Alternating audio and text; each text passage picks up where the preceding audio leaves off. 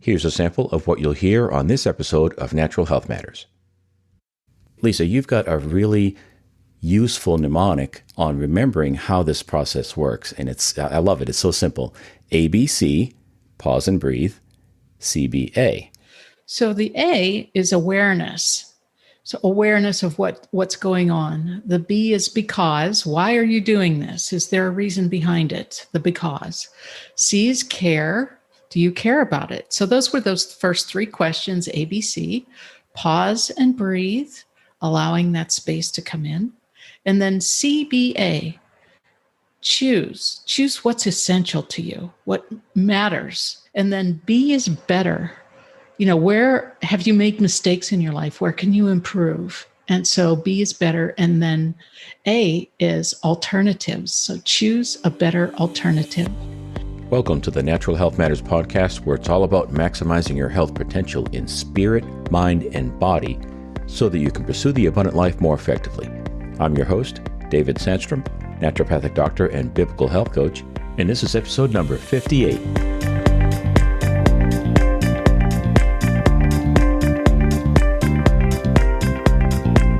If you've been listening to the podcast on a regular basis, you know that we're going through a series on the spiritual component to health. Well, we're going to take a break from that this week.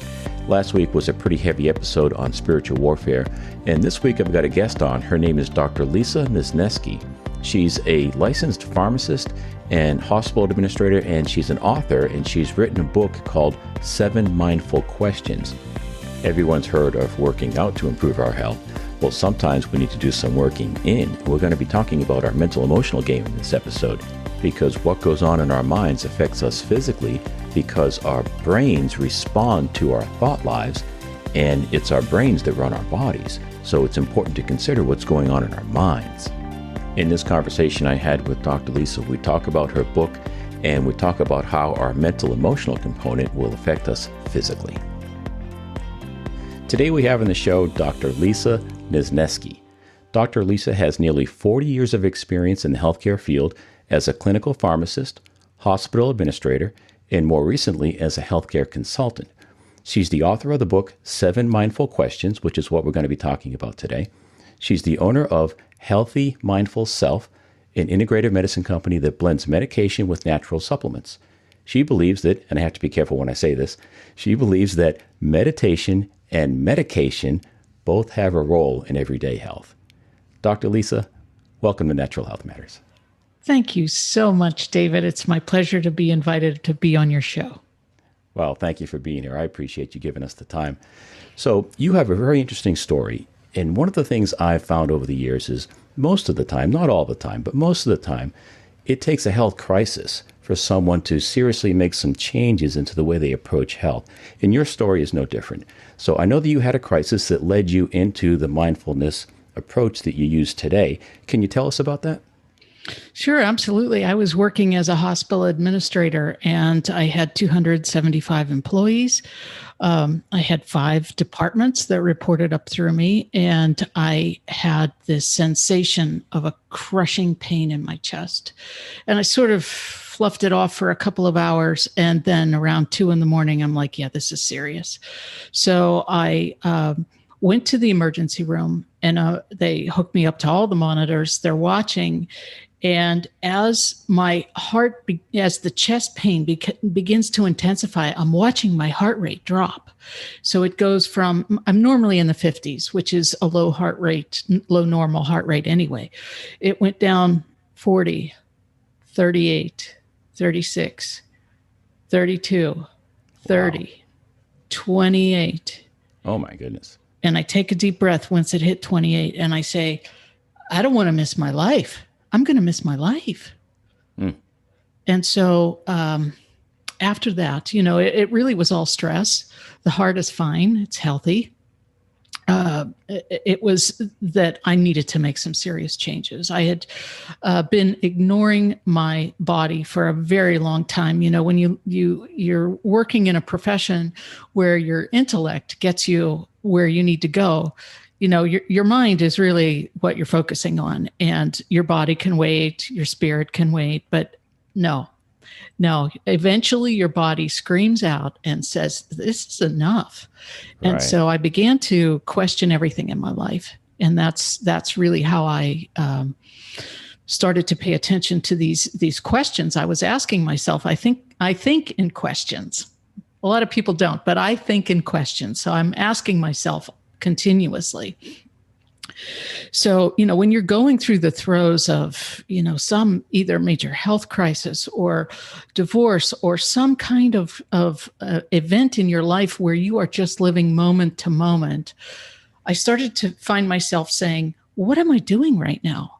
And why am I even doing this? And do I care about this? And those are the first three questions of the 7 mindful questions. And I find myself to this day still doing the same process. And then I would take a pause and breathe.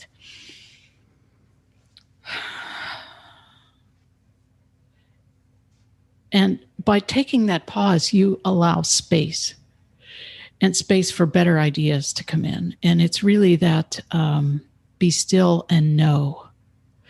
And so when you're still and you're just allowing yourself to just sit there and breathe, then that's when you start to see really what you should be focusing on. What is really important in your life. That's really excellent. And I think there's a Bible verse that you're referring to, or maybe it's just a coincidence, but I think it's in the book of Psalms. It says, be still and know that I am God. Exactly. And one of the things that attracted me to your message was that your method of meditation involves mindfulness and involves a purpose and a meaning behind it. And a lot of practitioners that do meditation is based on transcendental meditation, which basically says to empty your mind and think about nothing. And if what I get out of the Bible is we're always instructed to meditate on the Word of God if we're encouraged to meditate.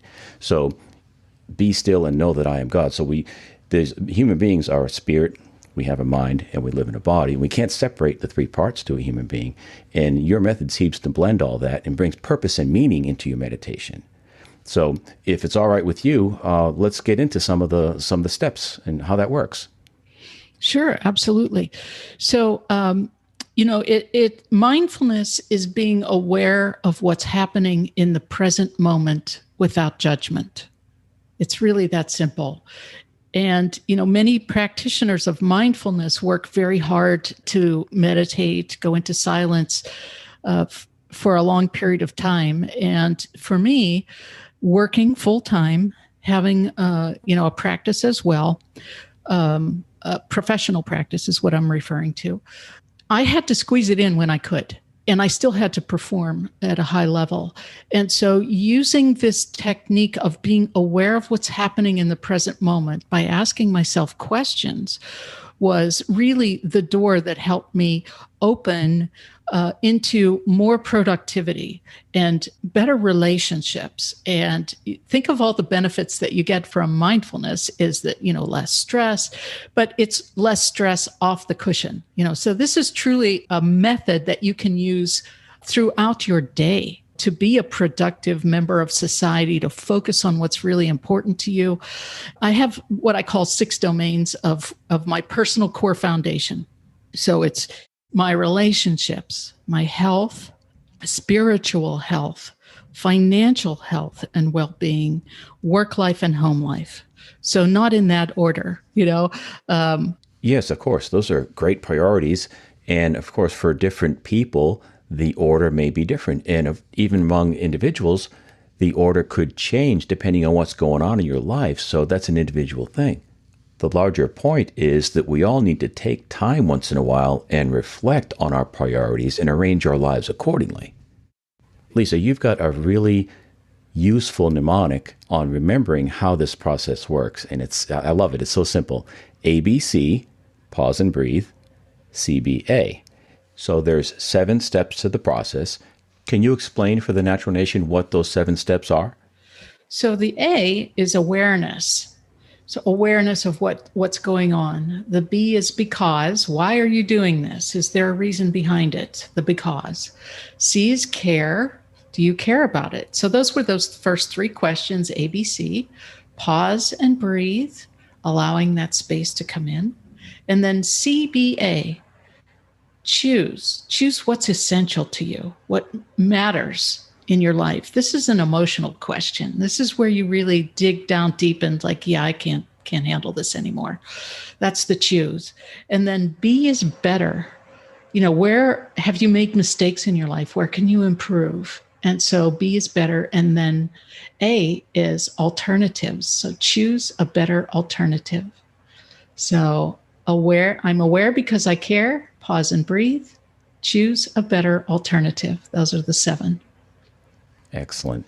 So could you, for the Natural Nation, the listeners of this show, can you kind of walk us through a session that you would do? I mean, I'm assuming that if you're feeling stressed and you're starting to feel, maybe it's the neck tension, whatever it is coming out to remind you, hey, I need to do a little pause here. Can you walk us through what that looks like in your life? Sure.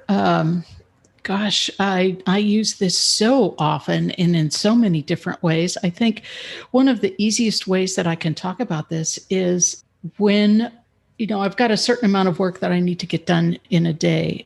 I work from home as a consultant.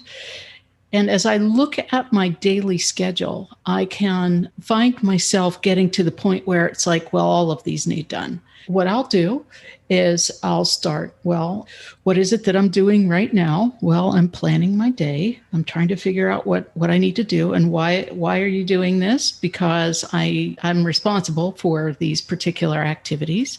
I'm going to choose, why do I care about this? My professional reputation is at stake. So I want to make sure I do the best that I possibly can for both myself and my customers. So I'm going to take this little pause and breathe.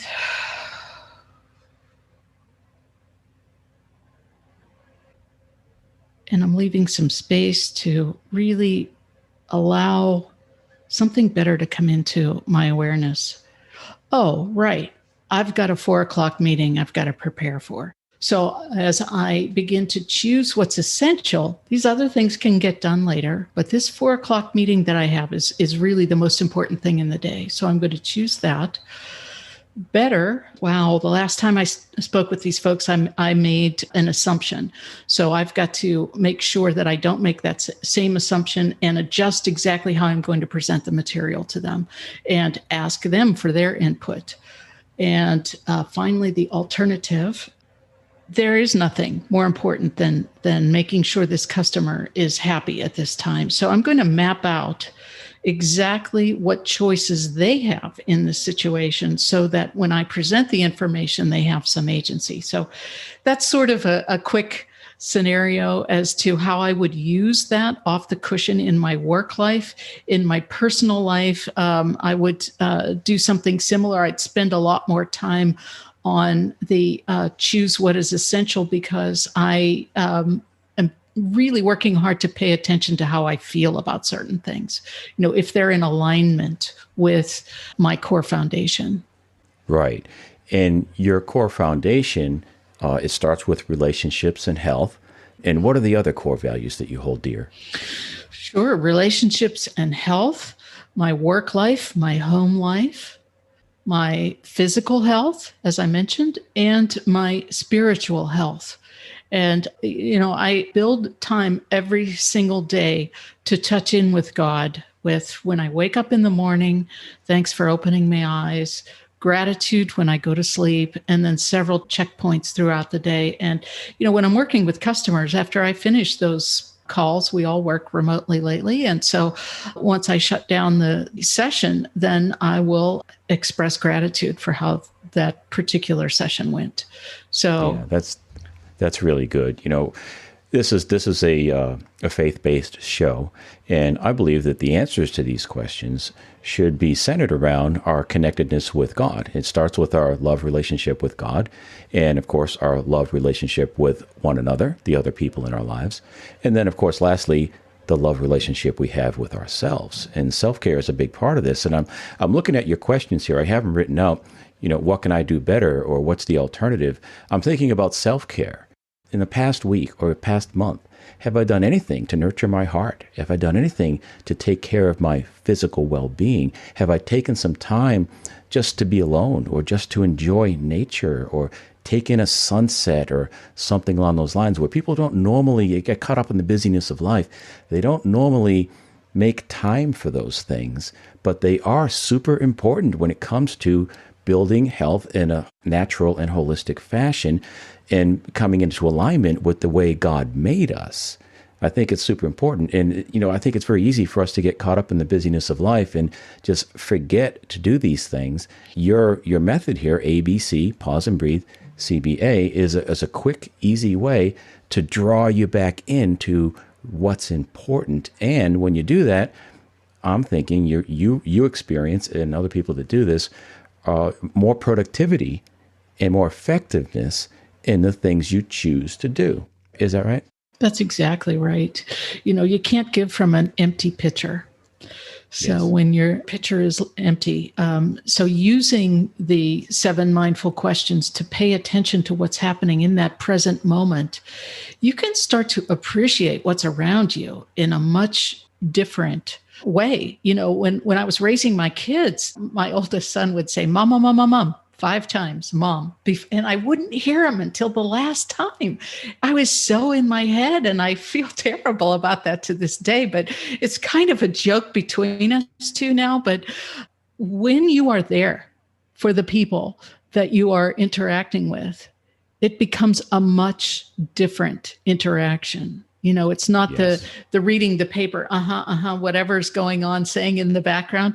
You are right there interacting, and it really is much more meaningful. And you aren't going to miss your life when you're in that present moment. It changes the whole dynamic. Totally. I'm just reminded of a story when you just said that. Is my oldest daughter, she's a senior in college now, but when she was about 5, she was trying to share a story with me. And I was on the computer and I was looking at the screen, looking at her and kind of back and forth.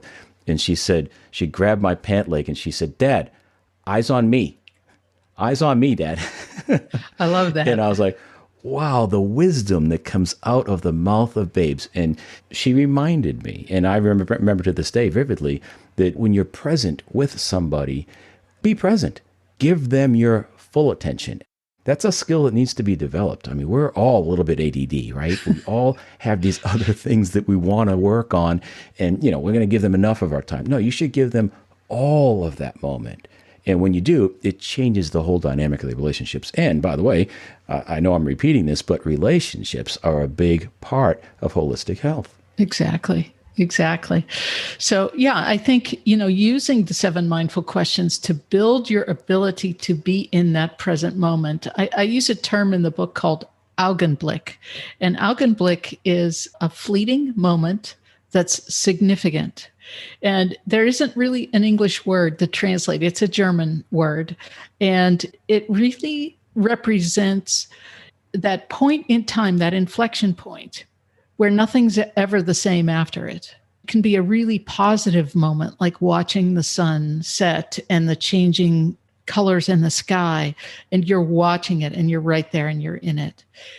Or it could be that moment when you're lying on the gurney in the emergency room, like, yeah, this is something serious has to change because this cannot go on. I could miss my entire life. I could check out today and not feel like I led the life that I was intended to.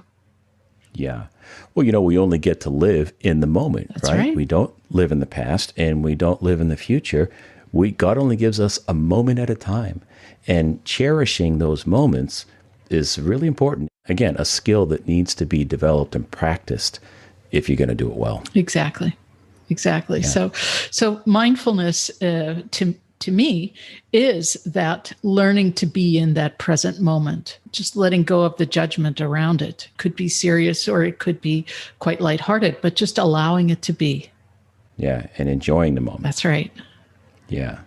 I know there's a lot of overlap, but I think it's worth spending some time talking about the difference between mindfulness and meditation. Can you explain for the Natural Nation what the difference is?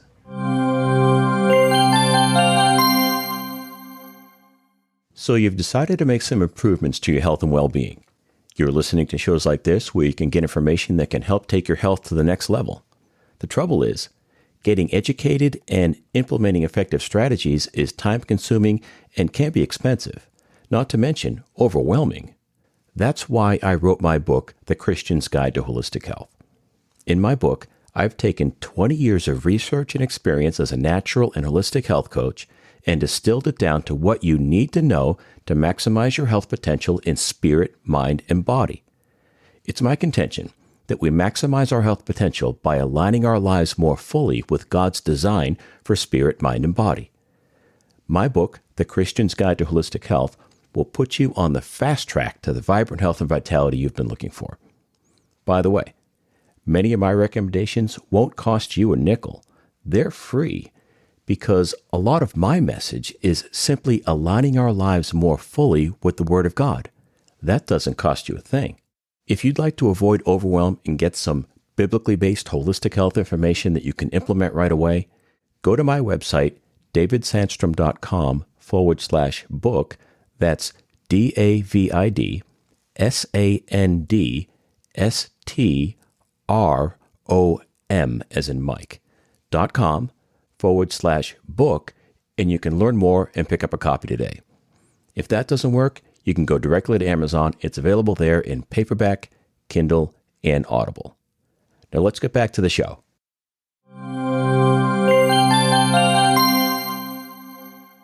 I think it's worth spending some time talking about the difference between mindfulness and meditation. Can you explain for the natural nation what the difference is? Well, they build on one another. Mindfulness, as I mentioned previously, is being in the present moment without judgment, where meditation, there are different types of meditation. You mentioned transcendental, which there are meditations that are based on a mantra. There are healing type of meditations where you meditate on the power of God. There are meditations that take you way out into space, like you dissociate from your body. Mindfulness meditation keeps you in your body. So you pay attention to your breath, or you pay attention to sensations in your body, or you can pay attention to ambient sounds in the environment. As a pilot, I'm sure that you've been in a busy airport waiting for a flight. One of my favorite ways to meditate in an airport is with the ambient sounds, just paying attention to what's happening, because there's a lot of busyness and a lot of sounds, but it really... Plenty of activity at an airport. Yes, exactly. So that's really the difference with mindfulness. Meditation can be of many different styles and types, but mindfulness, I find, brings you back into your body so that you can really appreciate what's going on around you. So you are listening to your breath and maybe even your heartbeat, and you're in tune to your body, but you don't stop there. You go through and you use this process to guide your thinking and your time that you're spending there in a purposeful way. Yes. And really, the purpose of mindfulness meditation is just to experience whatever happens in that moment. It's, if you're going in expecting that you're going to be blissful or less stress, you're probably not going to experience either. So if you go with no expectations, I actually have a mnemonic for that too, A-box. Accept what is happening in the moment. B is beginner's mind. In other words, every time you go to meditate, if you expect a new experience, then you're going to be fine. Beginner's mind is that each time you do it, it'll be like the first time. That's what that means. Observe what's happening is the O. X is no expectations. ABOX. So each time you come to a mindfulness session, if you just come fresh and say, I'm going to have an experience, whatever happens, happens. And there are plenty of times that I'll sit down and my mind is just racing and it's like, this is not productive. And I'll just get up and go do whatever it is that I needed to get out of my head and done, and then come back when I'm in a little bit more of a calm state, which is okay too. Yeah. There's a phrase that you've used a couple times that I want to revisit, and that is you want to experience your emotions without judgment. Mm-hmm. And I think that's a really huge thing, because our emotions are the language of the heart. And the Bible says that Above all else, guard your heart, for it is the wellspring of life. Our emotions are not our hearts, they're the language of the hearts. So we should be paying attention to them. And I completely agree that we should experience that emotion, even if it's not a pleasant one, so that we can deepen our experience and learn what we can from that emotion, process it, and that might take a night's sleep, but process the emotions and then let them go. We don't want to get emotionally constipated. Right? We don't want to hold on to these things forever and ever. It can be harmful to our health. So can you speak to this processing of emotions a little bit? Sure. I want to underscore something that you said about allowing the emotion to be. If we don't recognize our emotion, they actually get trapped in our body somewhere at some point. Yes. I like to say feelings buried alive never die. That's a good way to put it. It's just like me lying on that gurney in the emergency room. They came out like, this is not right. Your life is way out of balance, Lisa. You need to really pay attention. You don't have to get to that point to start to pay attention to your emotions. But, the language of the heart is a good way to put this, because as an emotion arises in a meditation, think of it as a guide. It's trying to tell you something. If you step back and don't attach to it, don't get involved in it, just allow it to be, then you can really get the wisdom from what it is. And that takes practice, as an emotion. We kind of all do get caught up in whatever that feeling might be.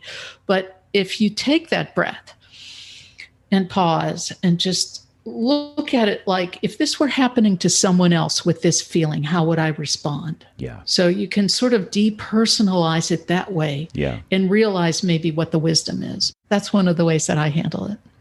I like that. I believe that God has given us as human beings the unique ability to step outside of ourselves and do some self-examination. An animal can't do that. But we as human beings can step outside ourselves and say, wait a minute, all right, we have this event, but now I have a chance to pause and analyze. And before I react, I'm going to make it my reaction more purposeful. So I think that's a uniquely human quality that God gives us that we kind of take for granted. You're absolutely right. Yeah. There's a quote that's attributed to Viktor Frankl, who was the psychologist that made it through the Holocaust. Nazi Holocaust. Yeah. Said, between stimulus and response, there is a space. And in that space, better things can arise. So yes. I'm not sure that he actually said that, because I've traced it way back to someone else. But he is, Stephen Covey attributes that quote to Viktor Frankl. In 7 Habits of Highly Effective People. Yeah. Right. I hope it's Viktor Frankl, because I quoted him as well as Stephen Covey in my book, The Christian's Guide to Holistic Health. I think we all quoted as Viktor Frankl, but I believe it's actually, he said something else. But nevertheless, there's wisdom in that. And no matter whom said that, it is something to really pay attention to, that space. I've mentioned that space a couple of times. And I think really the anchor of the 7 mindful questions is the pause and breathe, where you allow the opening to accept what's happening and to reframe and perhaps choose something better. Yeah, excellent. That's really good stuff. We're not victims, right? We're not just along for the ride in life. We're supposed to be in charge. That's right. Well, actually, I take that back. God's in charge. But if we're following him, we have the ability to affect the direction of our lives, which I think is a good place to be. I wanted to mention this before we wrap up, and that is, in my book, I talk about what I call biblical CBT. CBT is cognitive behavioral therapy, which is a really good way for counselors use in their practices to help people identify and correct unhealthy thinking patterns. And I call it the ABCDE method. The reason why I want to share this is it's very similar to your method. And A stands for activating event, something that presses our buttons, something that sends us off. Then B stands for the beliefs or self-talk attached to that event. C stands for the consequences of believing and thinking that way. And then D stands for disputing the self-talk. Do I really need to think and feel that way? And then E stands for enjoying the energy shift to changing that self-talk in our responses. So it's a similar, not identical, but it's a similar approach to the mindfulness you're talking about. That's exactly right. You know, there are many paths to the truth, but the truth is always the same. Yes. I think that your method is very synergistic with mine, that it's the point I think we are both trying to make is that you, as a person, have to make the choice to shift and be different and make the change. And it's uncomfortable to get out of your old habits. And as you're going through that process, you start to see where you contributed to all of your problems. And it can be very self-critical. But the point with mindfulness is to not have that judgment, you know, to like recognize it, but do something about it. You know, okay, I screwed up here, but I'm going to move on. I'm going to not do that. I'm not going to make that mistake again. And it is really hard. You can find yourself in the middle of making that mistake with a full awareness that it's happening again, but it's not as bad as it was the first time. So thanks for sharing that. I think that's a really important point, and I'd like to add just a little bit to that. We don't live in the past, we live in the present, right? That's right. But we want to reflect on the past in order that we might improve and do things better the next time we're presented with similar circumstances. And when we do that, I think it's important to not reach the point of condemnation. Exactly. Right? We can be critical of ourselves. We can say, you know, I could have done better. Next time I'm going to do this or that, A, B, C. And at the same time, keep our self-worth intact. As long as we do that, that's a really good, healthy process. If we reach the point of condemnation, now we're shaming ourselves and we spend too much time in shoulda, woulda, coulda. That's not productive. That's not health promoting. So as we go through this process of mindful meditation or self-reflection, whatever you want to call it, it's important to remind ourselves that we are imperfect human beings and we're going to mess up once in a while, but we can improve. We can do better. I want anybody listening to be able to go through this process. So I'm going to make sure I put the ABCDE method for identifying and correcting unhealthy thinking patterns available as a download on the show notes page. And Dr. Lisa, can you make your method available for the listeners as well? Yes, I will have a series of meditations for your listeners as well, so they can practice a basic mindfulness meditation. There are actually 7 recorded meditations in 7 mindful questions. So for purchasers of the book, they can get all 7 of those as a download. But I'm giving a sample of that to your listeners and some really basic 5-minute meditations that I use as I'm preparing for work. There's a 5-minute meeting meditation. There's one that I use when I'm driving to a customer meeting, or there's one that and again, they're all 5 minutes, that is an eyes open meditation that you don't have to really stop what it is that you're doing. You can just, even while you're driving or listening to something else that may not be, productive for you. That's great. So how can people get a hold of you and how can they avail themselves to those downloads? My website is www.lisa, Nezneski.com. That's LISANEZNESKI.com. Just like it sounds, Nezneski. Exactly like it sounds. My book is available on Amazon. And all of the meditation courses and other sources of information are also on my website. If someone's interested in a consultation to integrate their medications with natural supplements, that information is also available on my website. Yeah, integrating medications with supplements is a really important topic. And coming from a licensed pharmacist like yourself, I'm sure you have a lot to share there. Maybe we can invite you back on the show one day and talk about that. That would make a great episode. It would. We should do that. All right, Dr. Lisa, thank you so much for sharing your wisdom with the Natural Nation. Thank you so much for inviting me. I loved our conversation, every minute of it. Me too. Okay, I hope you enjoyed that conversation with Dr. Lisa Nezneski, and I do encourage you to go to her website and avail yourself to those downloads, and also go to my website, davidsandstrom.com. On the show notes page, this is episode number 58. You can find my download for the ABCDE method as well. And as I said at the beginning of this episode, everyone's heard about working out, but sometimes we need to do some working in, because that mental emotional game, that inner dialogue, that inner self-talk that we all have is an important component to our health and well-being, and it's worth spending some time on.